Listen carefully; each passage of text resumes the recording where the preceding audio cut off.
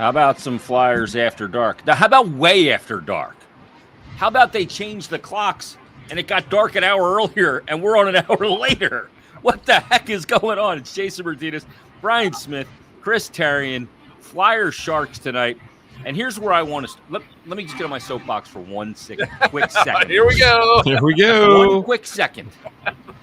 The NHL should not be able to schedule games with East Coast teams at 10:30 at night. And double down on that right after daylight savings. Bundy, this is like starting at 11:30 at night. I mean, that's got to screw with your biological clock, no?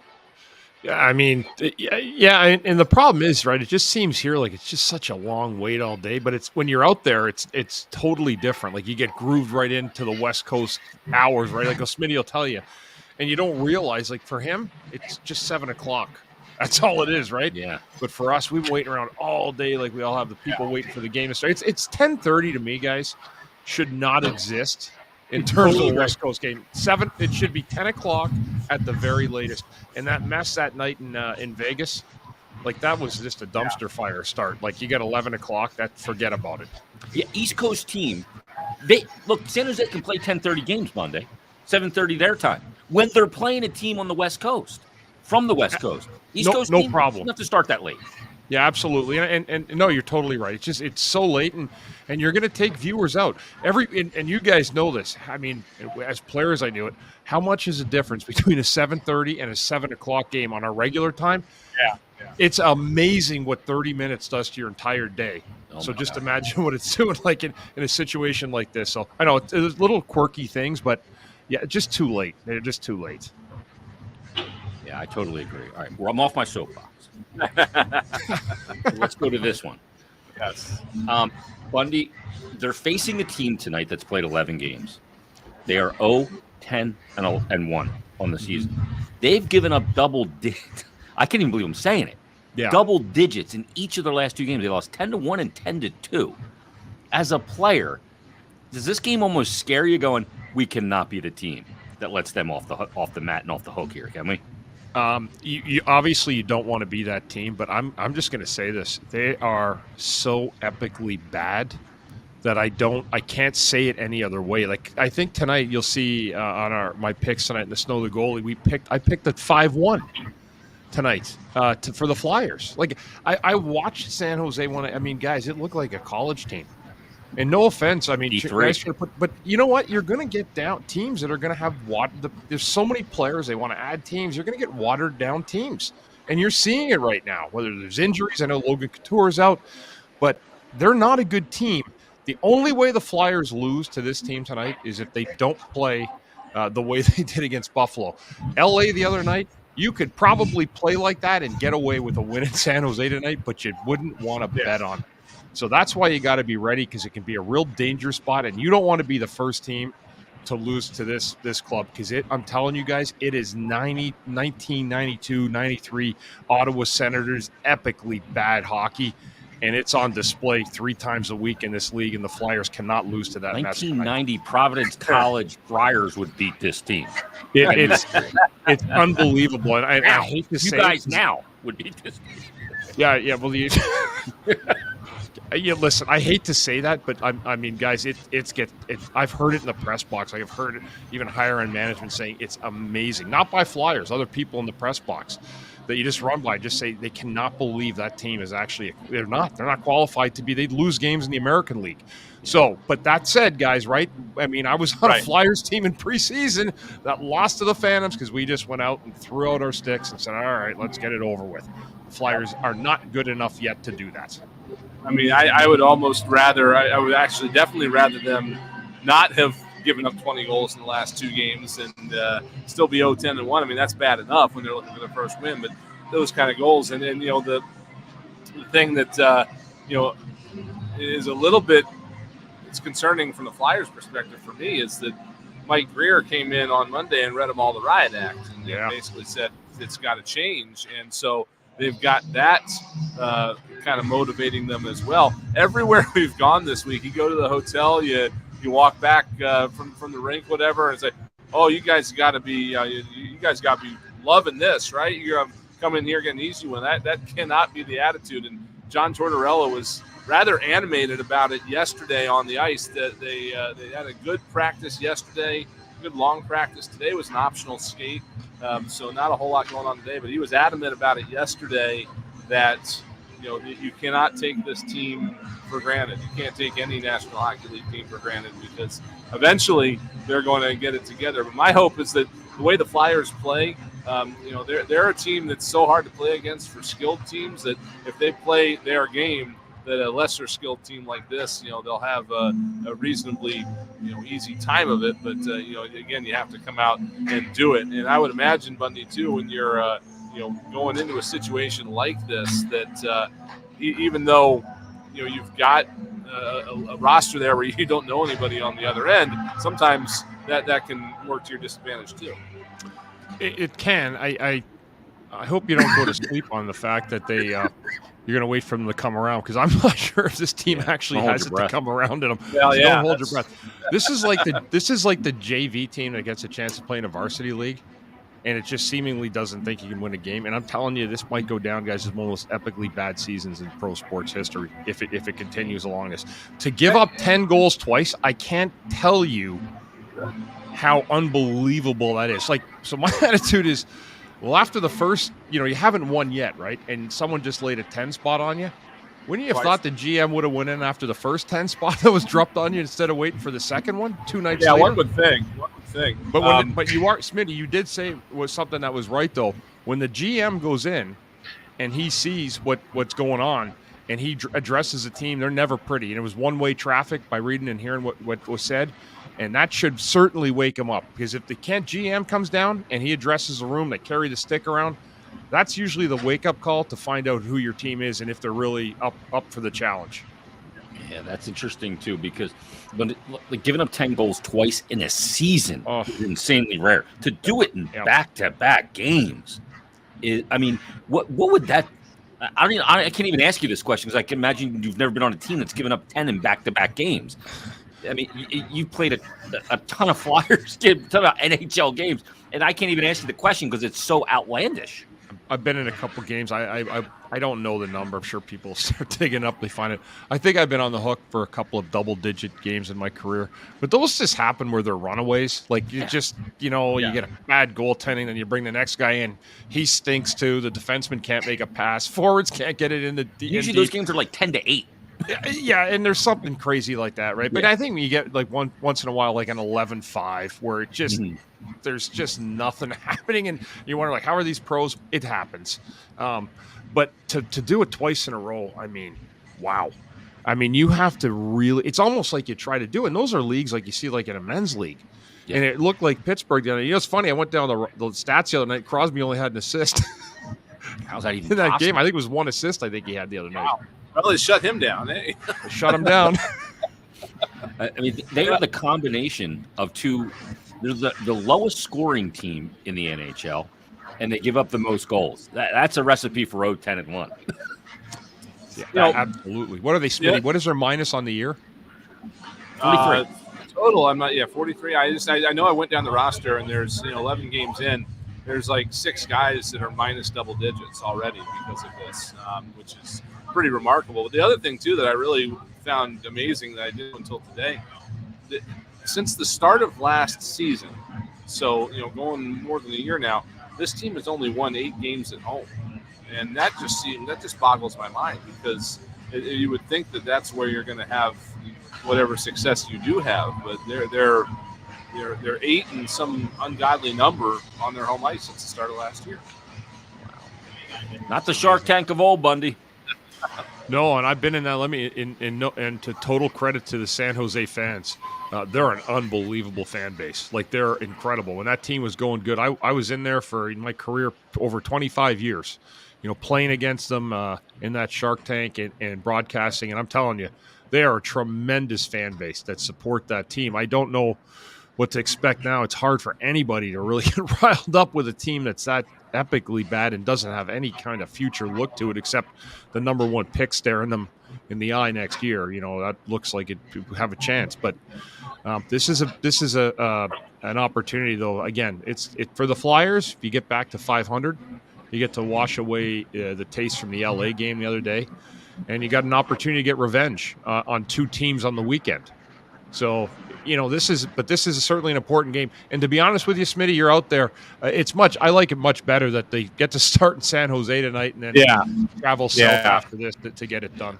Yeah, exactly. Just from the standpoint of you're here, you get this game done, then you go down to Southern California, and you're there for, what's Tuesday, right? So we get there Wednesday morning, and from there they're there till Saturday because they switch hotels, but there's no plane ride, obviously, from Anaheim to Los Angeles. So I would imagine, was a trip that you guys look forward to as players, just from the standpoint of being on the beach and being able to maybe unwind a little bit.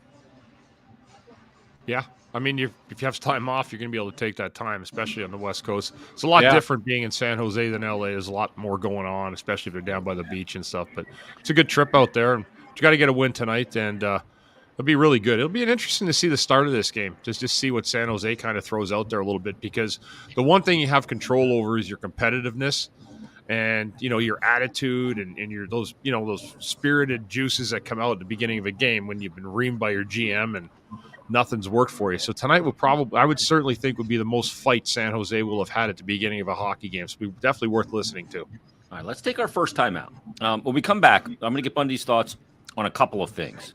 First and foremost, though, San Jose scores 1.09 goals per game this season, lowest in the NHL, yet they have an 18.2% power play, which is much better than the Flyers. We're going to talk power play. We're going to talk Morgan Frost and much more. It is Flyers game day after dark. We're back after this on the BetRivers.com Flyers Broadcast Network.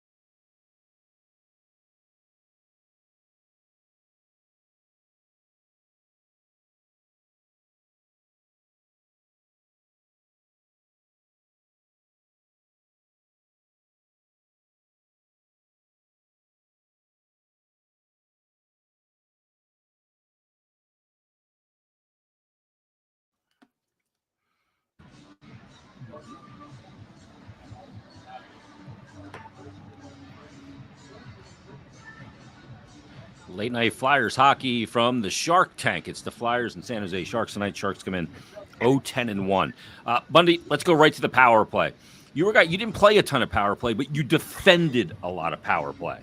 And I'd rather talk to the guy that tries to stop a power play than the guy that's on it and tries to dictate it.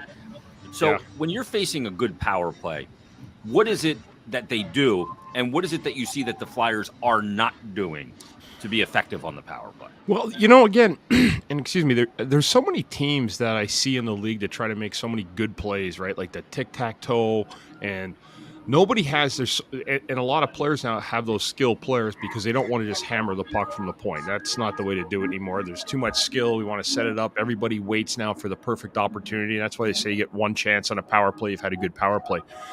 This Flyers team, where they're at right now, doesn't have that ability, I don't think, on a regular basis to make the kind of plays where, and I hate using them as an example, but like a Draisaitl or McDavid, even though their team's terrible right now, their power play, they've been unbelievable power play players. So the Flyers, for me, and I've said this many times since the beginning of the year, for them, they just need to have more of a shot mentality from the point, and then funnel two guys with the third guy high and find the traffic. Just outwork them. But the tic-tac-toe stuff for me is just not really suited for this team. They are a simple type of team that should keep things simple and play a lot of their power play like they do 5-on-5. I think a lot of 5-on-5. Just play hard. And you know what, they've played hard 5-on-5 this year. They've done some good things. So, but their power play, they sometimes get too sexy. You know, they all want the beautiful play instead of just taking the shot and going in for the rebound. The other thing I didn't like, and he's not in the lineup tonight, but it would also help not having Morgan Frost in front of the net on the power play. It's good having a little bit of size there. He will not be in the lineup tonight, but I do like perhaps like an Owen Tippett in that spot. I think they need like a size guy in there in the mold of maybe like I don't want to say a John LeClaire, but somebody that gets in there, a bigger guy. And Coots back in the lineup tonight, so that solves that problem. Yeah. But they need that though. They need more. They need bodies in front of the net. I think you kind of nailed it from what I was thinking, Bundy, is that, this is a team that's going to live and die this year off of those, workmanlike goals. There's not a sniper, not a guy that's going to come in here and score 50 goals. And that works at 5-on-5. But I think when you're going to set up a power play like that, you got to maybe think outside the box a little bit and try to figure out the best way to accomplish that. And I guess it's probably, like you said, just having the right guy in the right spot. They don't have a James Van Riemsdyk or anybody like that anymore to put in front of the net. So it's time to audition a new guy for that spot, I would think. And Tippett might be the perfect guy. Yeah, that's a great example, a JVR actually, Smitty, because it doesn't have to be like the big super power forward. He's just a guy get in front, maybe subtly, sometimes good hands in front. But Torts has said it 2 games ago. He was talking about the power play. He said we need to get pucks from the point, shots through, and just create more chaos. They're not going to be highlight reel goals. They don't ask how, they ask how many. And the Flyers have enough, I think, good quality players that they can certainly wreak havoc on their power play in front of the opposition net. Certainly far more so than they've done to this point. Yeah, they seem a little predictable, Bundy. They want to work everything off the high half wall and the point, but you got to be able to work down low, too, below the dot at times to just keep a PK kind of honest. And it seems to me like they need somebody to take control. So when Drew was here, you knew like he was going to start it. That's when we're set up. When I'm set up on the half wall, that's when it starts. Yep.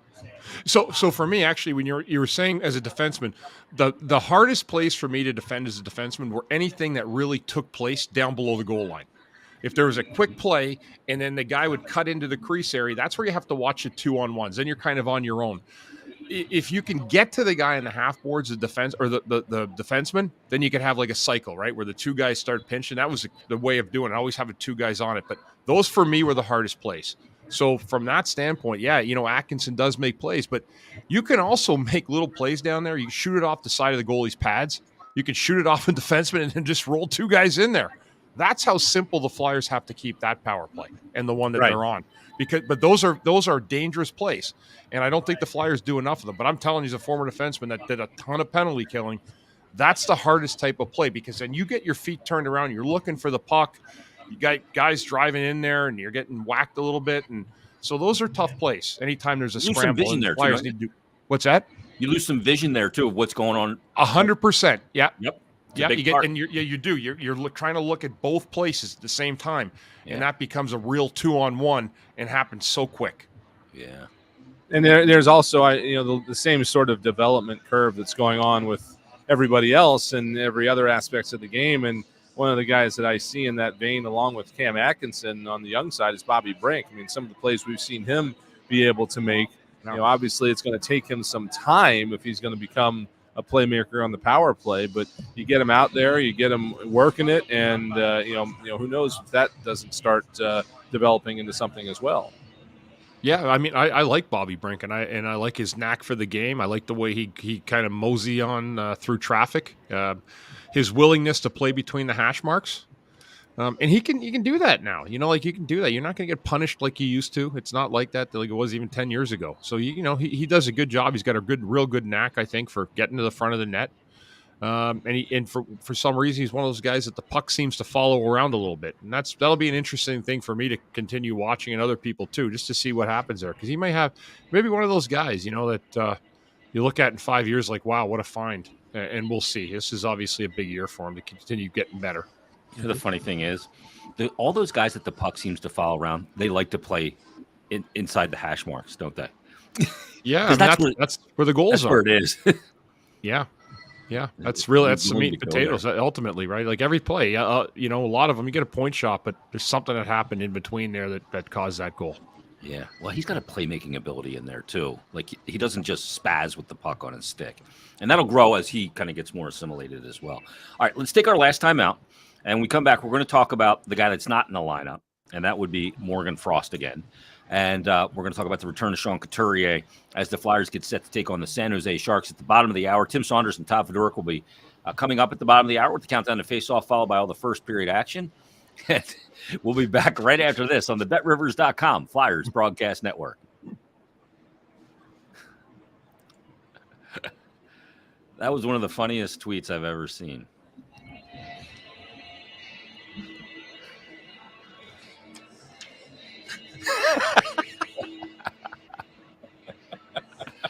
What is that? I'll send it. I can't hear it.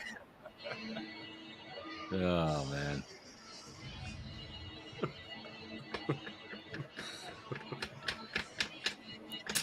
Giving the people on the stream a little peek behind the curtain.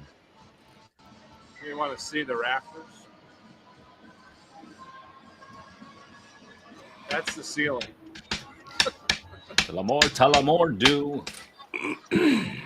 Legend has it that Sharky rappelled from up here once and got stuck about 30 feet down. Then they had to haul him back up. It's the GM booth over there. It's Danny comes up here and says, what do we got? And I said, well, we got here, and then we got out there on the rafters. He looked up there, and I said, so you guys sit out there, or you can sit right here, wherever you want to go. He didn't seem too keen on going out there. Oh.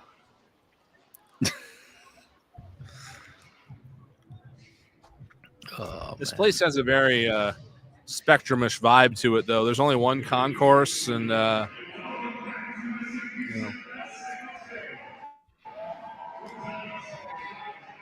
Back live as the Philadelphia Flyers get set to take on the San Jose Sharks. We're just having a little fun during the break on the live stream. I got the candle going tonight. A little mulled cider there, buddy. You a big fan of the mulled cider smell? No, I stay away from as much malt as I can. Classic. Flyers back at it tonight. Morgan Frost not back at it tonight. Sean Couturier is going back into the lineup. He and Carter Hart both traveled on the trip, so that's good news. Each are listed as day-to-day. Couturier gets back in tonight, but Morgan Frost does not get back in tonight. And he missed 6 straight games prior, played a couple, and is back out of the lineup again. How does this play out? How's this, early in this season for a team that's struggling to generate offense? How do they manage this situation? Well, I think the thing is, right, is you have to now figure what was the point of the first benching, coming back in where, I kind of think he didn't get on the board, but he played okay. He may set up some chances. So when you get benched again, then you have to wonder what the actual play is here. Now, I said something today on Twitter where I was talking about I'd been benched before for 9 out of 12 games in that third year, and it was like I had a pretty cruise control to that point. And I really, when I look back at it now, it was to make the player better, to try to get more out of me, and they succeeded at that. I turned the corner. I ended up playing with Desjardins a month later. That's good stuff and I've seen that happen multiple players over the years. It's just a good example of an easiest one for me to describe. Right now, you're playing a team in San Jose where maybe he comes out tonight and gets 4 or 5 points. Why not give him that opportunity to try to break through in a game like this? Here's the other thing. I'll let you take it over, Smitty, for a second. Has anybody played so well that they couldn't have been a guy come out of the lineup? There's other guys that we all know, they're all kind of tied together. That would be, Forster and probably Noah Cates, for sure. So in the spirit of fairness, and that's one thing I am, he certainly doesn't deserve to be taken out of the lineup ahead of one of those guys. He should be playing because those other guys certainly have not warranted it. Except that tells me that Morgan Frost probably isn't in long-term organizational plans like those guys. So back to the press box. Yeah, I'd have to agree with you because I don't think that something of this nature, now that it's entering a second stint, is necessarily just John Tortorella's call. Obviously, he sets the lineups, but I don't see this coming back again without at least asking, Danny and Jonesy what they think about it. And so that what's what gets me going. The one thing that I don't fully have a grasp on when it comes to Forrester is whether or not they are intentionally making sure that it's a center that comes out of the lineup, so that they don't want to rotate a lot and over to wings, so Forrester would come out or something like that. I don't know how that. I have an easy answer for you. You move Lawton down to the fourth line. Paling is your off-season guy, and then you just keep slipping back. That's the easy move. Yes, that would be the easy. Yeah, and coach loves certain guys. Yeah, and there's certain guys he doesn't love. I agree. I agree with you on that part. That's what I would have thought would happen. Sure, that Paling would slide out. I'm talking about specifically Forrester. If he was going to come out for a game, then that's a winger. He's been playing wing. That's what I don't know what the underlying things are for that. But that's what I would have thought would have happened tonight, is what you just said. Yeah, that seems logical. But anyway, every coach is different. They got their reasons for doing what they're doing. But this would have been an interesting game for Frost tonight, I think, guys. Would have been. Yeah. The one thing that is, again, we don't know how they put these lines in order on the piece of paper, but the one that we have, Lawton is listed as the top line center with Atkinson and Forrester. I don't know if Couturier is going to be minute limited tonight or something, but he's playing with Konechny and Tippett. You can interchange any of these three lines really into a 1-2-3 combination. I don't know. We'll see how that goes. But, again, I am a little surprised it happened for this one night. I'm going to be even more surprised if it continues this weekend. Yeah, and the other part, too, is, after coming off a 5-0 shellacking against L.A., yeah, they were tired. They played 3 and 4. I think everything's up for change when it comes to combinations and all those elements for sure. Yeah. So I think everything is fair game at that point. And we'll see how these combinations work tonight. They're going to have to, get off to a good start, or more changes will come. That's just the nature of the beast. Yeah.